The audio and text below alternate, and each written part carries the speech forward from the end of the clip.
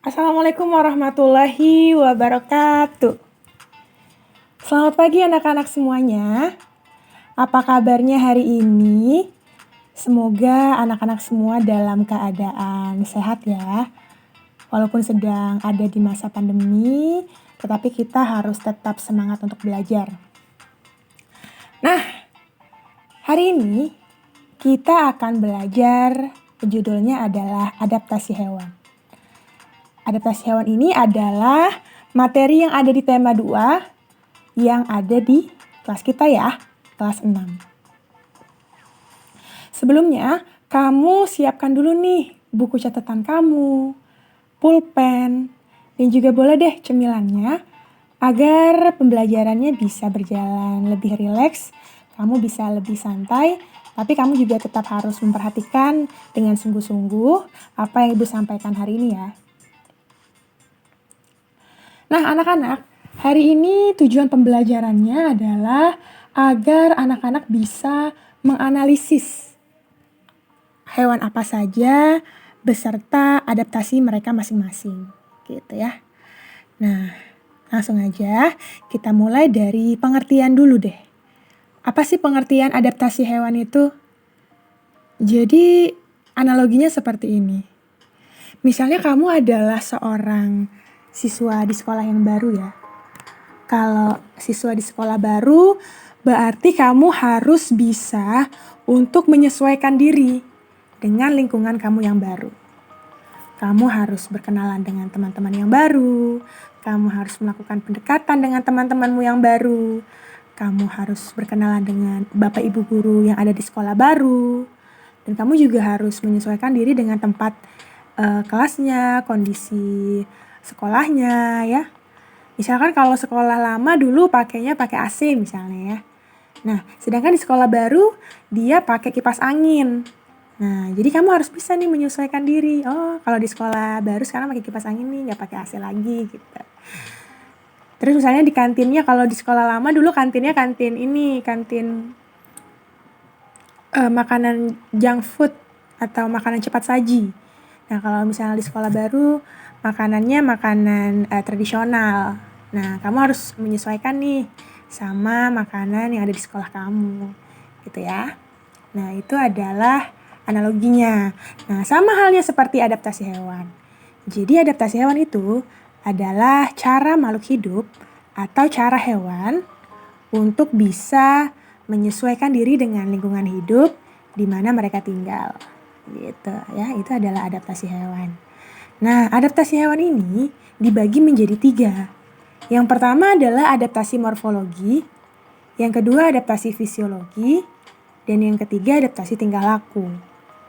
Nah, kalau adaptasi morfologi, dia adalah adaptasi hewan dengan bentuk tubuhnya.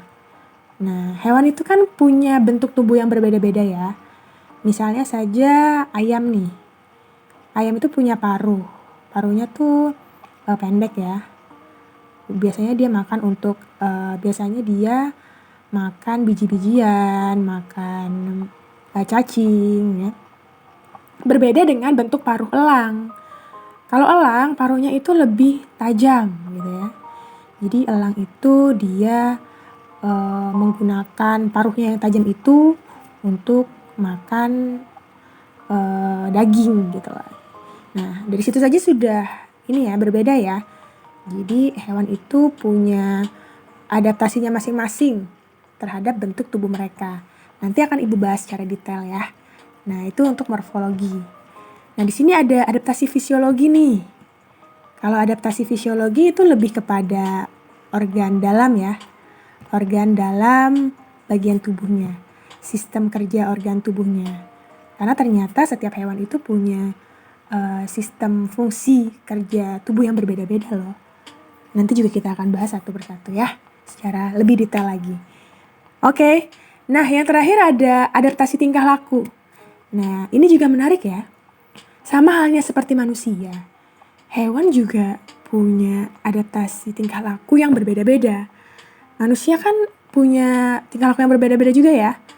Misalnya kamu punya teman, ada yang temennya misalnya cepat marah gitu ya, cepat ngambek ada.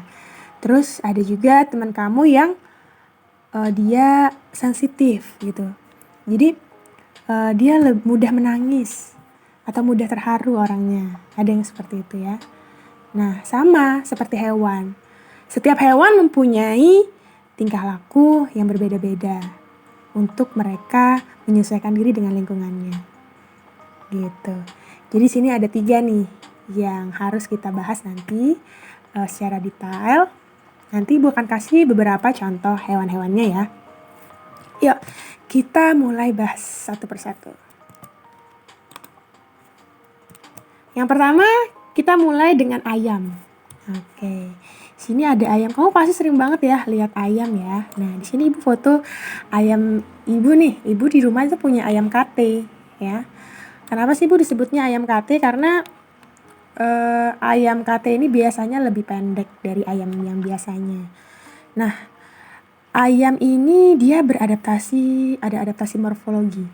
Dia punya bentuk paruh yang melengkung dan juga dia gunakan untuk makan cacing dan makan biji-bijian gitu loh. Jadi ini merupakan salah satu contoh adaptasi morfologi ayam ya. Selain itu, ayam juga punya kaki yang bercakar serta panjang. Nah, kamu bisa lihat nih di sini nih. Kita biasanya panggilnya ceker ya. Nah, ceker ayam atau kaki ayam. Nah, kaki ayam ini dia panjang, terus dia juga ada cakarnya yang dia gunakan untuk mengais tanah saat dia mau mencari makan. Atau biasanya dia cari cacing ya dalam tanah ya. Makanya dia kais-kais dulu itu tanahnya. Nah, ayam juga punya adaptasi tingkah laku nih.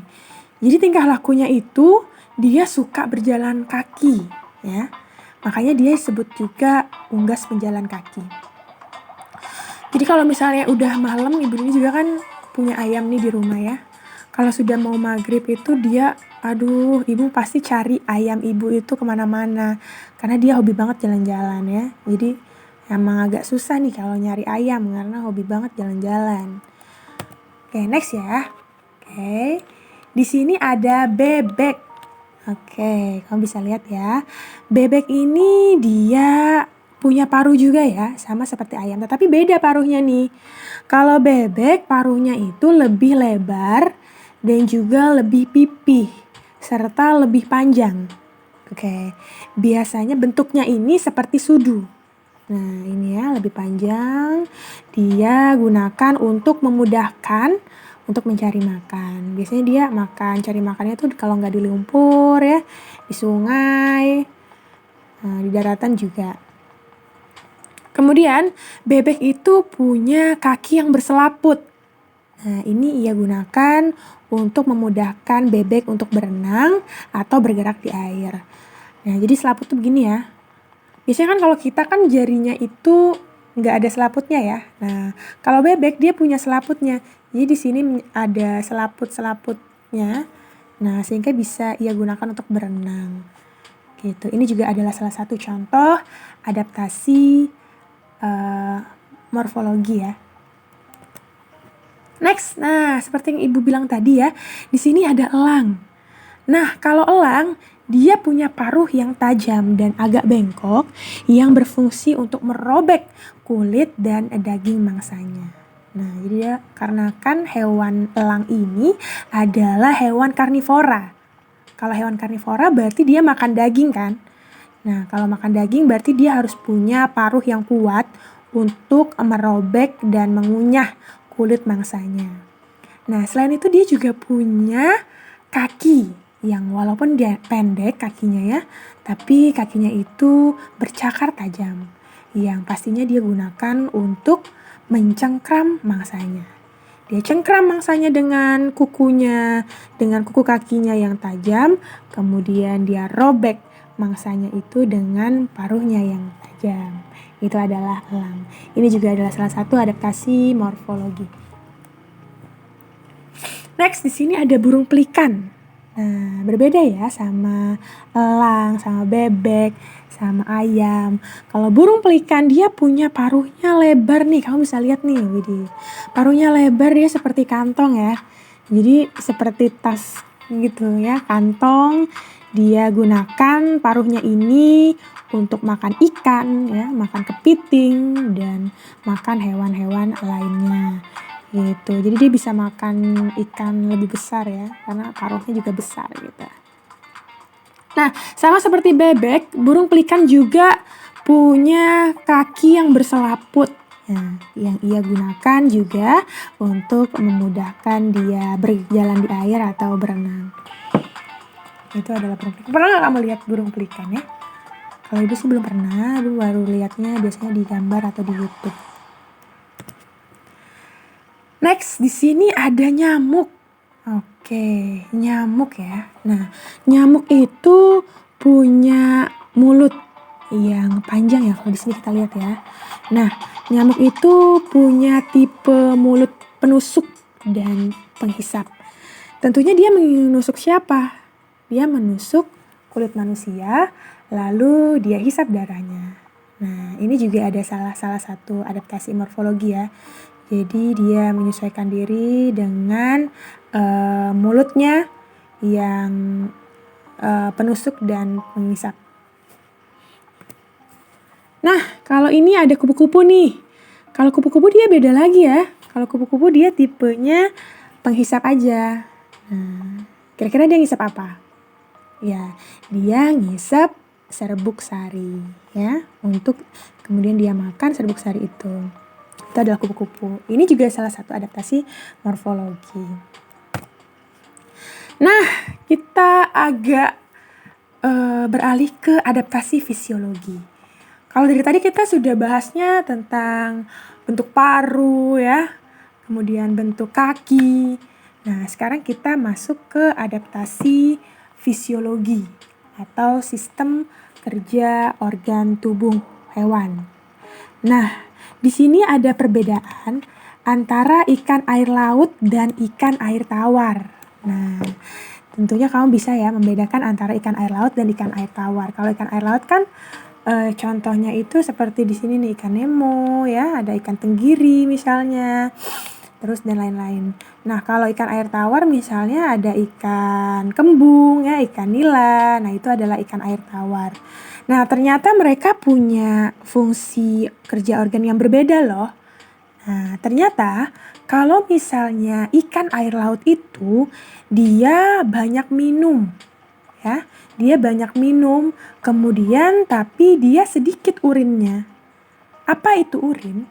Urin adalah air kencing ya. Nah, jadi ikan air laut itu minumnya banyak, urinnya sedikit. Berbeda dengan ikan-ikan yang ada di air tawar. Kalau ikan air tawar, dia lebih sedikit minumnya, tapi justru malah urinnya banyak. Nah, gitu ya. Takutnya ketuker, mungkin kamu bisa mengingatnya seperti ini. Oh, kan air laut itu asin ya. Jadi mungkin ikan-ikan di air laut itu suka minum karena airnya asin, gitu. Nah, urinnya kencingnya tapi sedikit. Tapi kalau air tawar ya karena airnya tawar, mungkin ikan air tawar nggak suka minum gitu ya. Jadi minumnya sedikit. Nah, mungkin itu adalah cara untuk kamu bisa membedakan antara ikan air laut dan ikan air tawar ya. Itu adalah adaptasi fisiologi. Oke, kita beralih ke kelelawar. Nah, di sini adalah bagian dari adaptasi tingkah laku. Sudah ke adaptasi tingkah laku, ya. Jadi di sini kalau bisa lihat salah satu hewan yang punya tingkah laku unik itu adalah kelelawar, karena dia pertama sukanya tidur di siang hari. Nah, beda ya sama manusia, kebalikan dari manusia ya. Kalau manusia kan dia tidurnya di malam hari, aktivitasnya di pagi hari dan di siang hari. Kalau kelelawar, dia tidurnya di siang hari, aktivitasnya dia di malam hari. Jadi dia on-nya di malam hari. Makanya kalau kamu misalnya suka tidurnya siang hari, terus begadang di malam hari, berarti kamu mirip sama kelelawar ya. Jangan ya. Nggak boleh begadang. Jadi kita harus normal seperti manusia normal lainnya. Kalau pagi dan siang hari kita beraktivitas, malamnya kita tidur. biarkan kelelawar saja yang tidur pada siang hari ya. Nah, dia juga punya sifat yang unik ya, karena dia itu tidurnya terbalik gitu. Dia tidurnya itu terbalik. Jadi nanti ketika terbalik ini, nanti dia kalau misalnya terbang langsung terbang ya, ideal gitu menurut dia ya. Menurut kelelawar tidur yang terbalik itu adalah tidur yang ideal katanya. Nah, biasanya kelelawar ini kan hidupnya di goa-goa ya, atau di rumah-rumah kosong biasanya dia bersarang ya. Itu adalah kelelawar. Dan contoh adaptasi tingkah laku. Next, di sini ada unta. Nah, unta ini adalah salah satu hewan yang bisa hidup di padang pasir dalam waktu yang lama, walaupun padang pasir itu kan sering kekurangan air ya. Kurang air, kurang makan, tapi dia bisa tetap bertahan. Kira-kira kamu tahu nggak apa sih rahasianya unta ini bisa bertahan hidup di padang pasir? Ternyata dia punya punuk. Nah, ini namanya punuk ya. Kamu lihat di sini yang menonjol di punggungnya itu namanya punuk.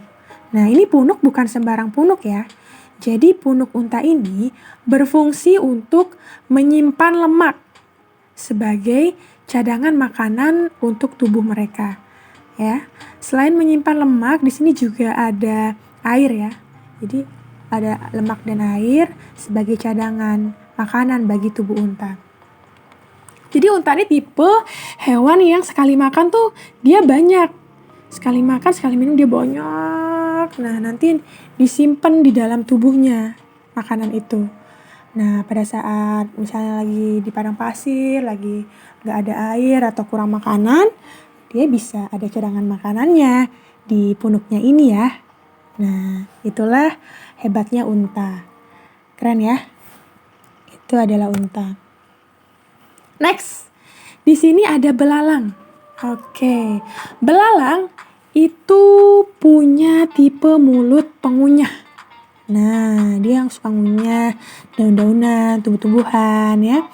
Nah, belalang ini mempunyai adaptasi tingkah laku, yaitu namanya kamuflase. Nah, namanya kamuflase. Jadi dia mencari tempat yang sama warnanya dengan warna tubuhnya agar tidak terlihat dari musuhnya. Jadi dia cari misalnya daun nih ya, kamu lihat di sini ya. Dia berkamuflase atau menyamar seperti daun agar tidak terlihat oleh musuhnya, ya. Jadi kamuflase itu artinya menyamar atau mencari tempat yang sama dengan tubuhnya. Nah, siapa musuhnya? Tentunya musuhnya adalah serangga. Kenapa? Karena dia kan makan serangga. Ataupun hewan-hewan yang mau makan belalang. Kayak misalnya katak mungkin ya. Atau hewan-hewan yang lainnya. Jadi dia berkamuflase nih atau menyamar. Next, nah ini adalah salah satu hewan yang menurut Ibu Dini sangat unik ya. Karena hebat sekali ya, bunglon ini bisa merubah warnanya loh, sesuai dengan keinginan dia gitu ya. Nah, kemampuan bunglon dalam merubah warnanya ini disebut mimikri. Nah, dia bisa berubah-ubah warnanya, tujuannya sama, untuk mengelabui musuhnya. Jadi ketika misalnya dia mungkin berada di daun ya, dia akan berubah warna hijau. Atau mungkin ketika dia berada di batang pohon, mungkin dia akan berubah menjadi warna coklat. Nah, ini ia lakukan agar, sama seperti belalang tadi, agar tidak terlihat oleh musuhnya, agar bisa mengelabuhi atau membohongi musuhnya. Biasanya kan dia suka makan ini ya, serangga ya. Nah, jadi dia sembunyi dulu, terus dia makan bisa nyamuk, bisa lebah gitu ya. Dimakan sama dia dengan cara menyamar dulu atau merubah kulitnya. Itu adalah bunglon. Nah, ini selanjutnya adalah cicak. Nah, cicak juga memiliki tingkah laku yang unik nih. Namanya autotomi tingkah lakunya ini. Jadi autotomi itu maksudnya adalah cicak itu dapat memutuskan ekornya untuk mengelabuhi musuhnya. Nah, misalnya ini lagi ada musuhnya nih ya. Nah, terus musuhnya nih mau makan cicak. Jadi cicak itu nanti akan memutuskan ekornya. Sehingga musuhnya ini nanti akan teralih pandangannya kepada buntut cicak. Nah, setelah itu cicaknya kabur. Nah, buntutnya tetap bergerak-bergerak ya. Walaupun buntutnya udah putus, biasanya dia tetap masih bisa bergerak. Nah, sama cicak ya udah ditinggalin aja buntutnya. Karena nanti buntut cicak itu bakal tumbuh lagi. Nah, kemampuan cicak dalam bisa memutuskan ekornya ini disebut dengan autotomi. Ya. Keren banget ya jadi cicak ya. Bisa putus ekornya terus bisa tumbuh lagi nanti. Next, di sini ada terenggiling. Nah, terenggiling ini beradaptasi dengan menggulungkan dirinya seperti bola bersisik. Selain dia menggulungkan diri, ternyata terenggiling juga mengeluarkan cairan yang bau dari kelenjar di dasar ekornya, tentunya untuk mengelabui musuhnya. Jadi musuhnya nggak mau lah dekat-dekat sama terenggiling ya, karena dia mengeluarkan cairan yang bau gitu. Itu adalah terenggiling. Dia bisa menggulungkan diri ya. Nah, selain terenggiling ternyata hewan yang menggulungkan diri selanjutnya adalah luwing. Nah, sama ya, luwing itu menggulungkan diri untuk mengelabui musuhnya. Ibu sering, ini fotonya ibu yang foto ya. Ibu pernah menemukan terenggiling di sekitar kelas ibu. Kemudian ibu foto seperti ini, luwingnya. Jadi dia kalau kita sapu tuh pasti dia langsung gulungin diri gitu ya. Nah, itu adalah luwing. Next, di sini adalah tupai. Nah, dan juga panda. Nah, tupai dan panda ini punya tingkah laku yang unik. Jadi mereka ini akan melakukan hibernasi. Nah, apa itu hibernasi, Bu? Hibernasi adalah tidur dalam waktu yang lama yang tujuannya untuk menghemat energi mereka dan untuk mereka bisa bertahan hidup dengan musim yang dingin ketika makanan langka. Nah, ketika musim dingin kan makanan tuh mulai langka. Nah, jadi mereka tidur nih dalam waktu yang lama. Nah, contohnya adalah ya ini, tupai dan panda. Kamu bisa, ini nggak? Kamu dulu pernah, atau kamu pernah nggak nonton SpongeBob yang Sandy-nya itu tidur, ya kan? Jadi gendut gitu, jadi banyak bulunya, terus digangguin sama SpongeBob dan Patrick. Nah, itu adalah Sandy itu atau tupai itu sedang melakukan kegiatan hibernasi. Nah, jadi hibernasi itu adalah tidur dalam waktu yang lama yang bertujuan untuk menghemat energi. Gitu. Next, di sini ada siput. Nah, ini kebetulan siputnya siput yang ada di sekitar rumah ibu. Nah, jadi siput itu beradaptasi dengan masuk ke dalam cangkang atau rumahnya. Nah, hal tersebut ia gunakan untuk melindungi diri dari gangguan musuhnya. Nah, jadi cangkangnya ini adalah rumahnya ya.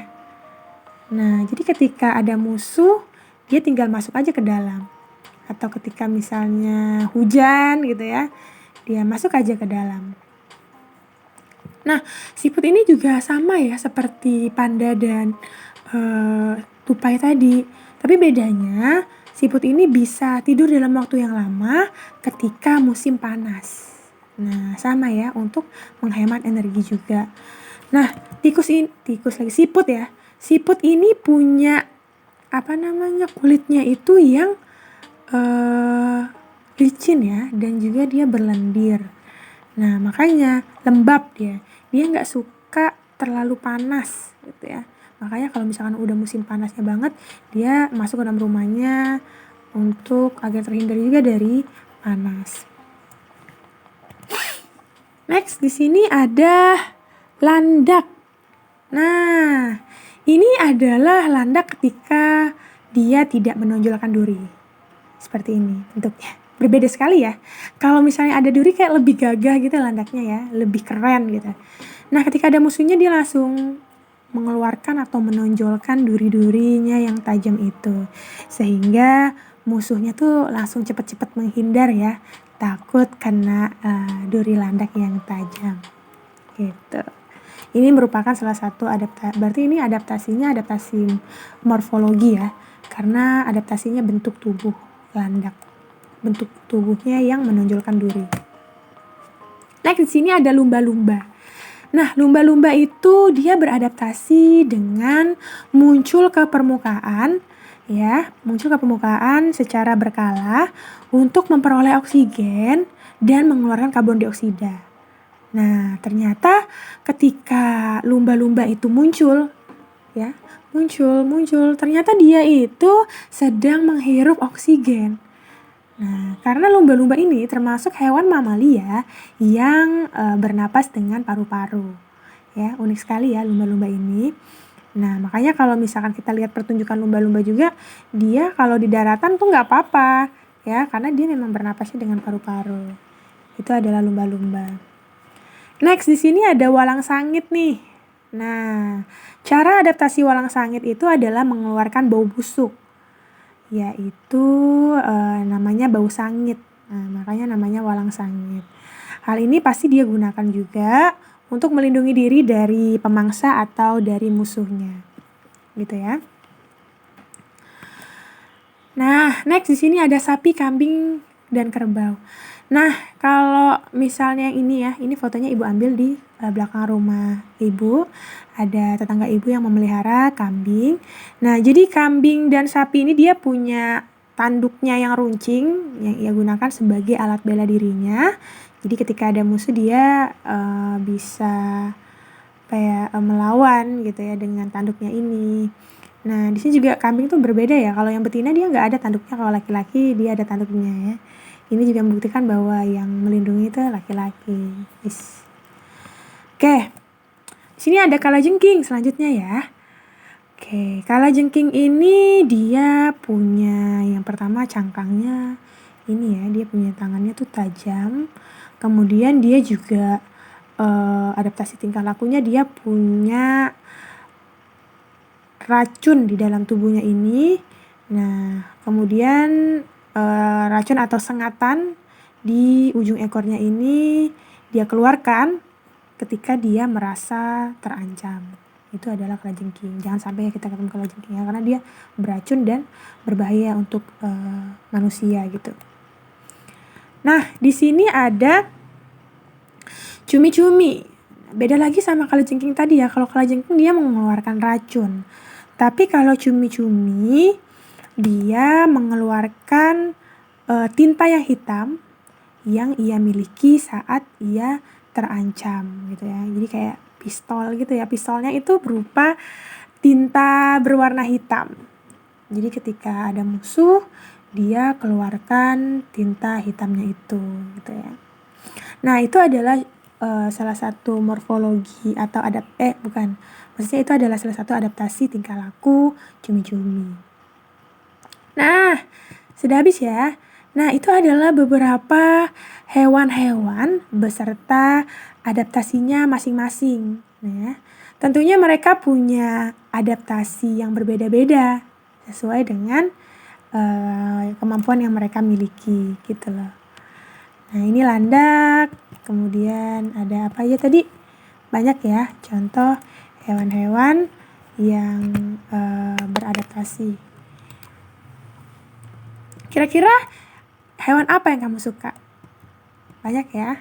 Ini kalau ibu paling ingat ini ya, panda dan tupai karena mereka berhibernasi. Sama seperti Ibu Dini juga suka hibernasi kalau hari Minggu, mau hibernasi ya. Maksudnya tuh pengen tidur dalam waktu yang lama, pengen istirahat untuk mengecas energi gitu, untuk mendapatkan energi yang baru. Nah, itu adalah materi adaptasi hewan ya.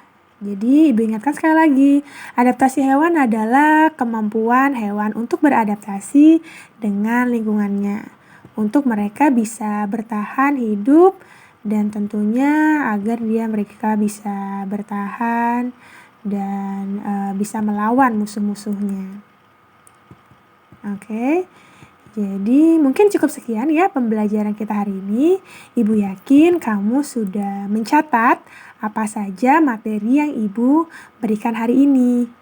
Semoga kamu bisa terus mengingat apa yang Ibu sampaikan hari ini dan nanti Ibu akan berikan evaluasi untuk kamu, nanti Ibu akan kirim di WA grup ya. Oke, terima kasih atas perhatiannya. Mohon maaf kalau misalnya Ibu banyak kesalahan. Ibu akhiri. Wassalamualaikum warahmatullahi wabarakatuh. Salam sehat untuk kita semua.